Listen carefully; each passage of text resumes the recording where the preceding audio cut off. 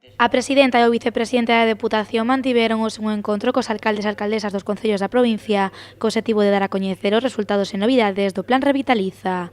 No encontro, César Mosquera asegurou que se toda a provincia compostase os seus biorresiduos, Pontevedra xa cumpriría cos obxectivos do Cumio de París de reducción de CO2. Na provincia de Pontevedra, ou en calquera sitio,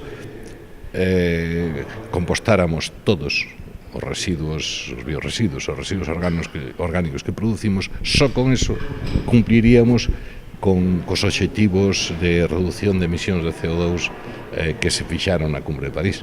O vicepresidente da Deputación confirmou que varios concellos cumprirán cos obxectivos marcados pola Unión Europea de reciclar o 50% de todos os residuos producidos en 2020. Serán Mondariz Balneario, Mondariz, Vilaboa, O Grove e As Neves. En canto á capital da provincia, César Mosquera asegurou que andará moi cerca. Pontevedra andará cerca tamén, senón xa é máis unha cidade máis difícil. Habrá zonas do Concello de Pontevedra que cumprirán de sobre, non? Porque, claro, hai varias zonas, é máis complicado. Nesta reunión, César Mosquera pediu máis implicación por parte de todos os concellos e anunciou que o deputado Uxío Benítez incorporará a xestión do Plan Revitaliza co obxectivo de seguir avanzando. Que siga eu con digamos que a cuestión xerais do Revitalice e demais, o que na xestión diaria do día a día para atender non máis aos concellos, para dedicarlle máis tempo, pois vai no coller ou vai compartir, non?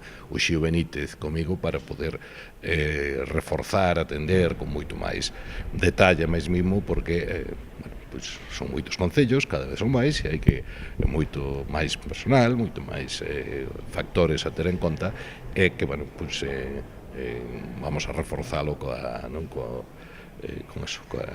colaboración de Uxío Benítez. O asesor de residuos da Deputación, Carlos Pérez, recordou que o Plan Revitaliza ten a vocación de afrontar a xestión de todas as fraccións do lixo. Neste eido, o Concello de Pontevedra conseguiu mellorar con respecto a 2015 en máis dun 37% a súa recollida selectiva, o que se traduce nunha reducción no último ano do 1,81% nos envíos a Sogama.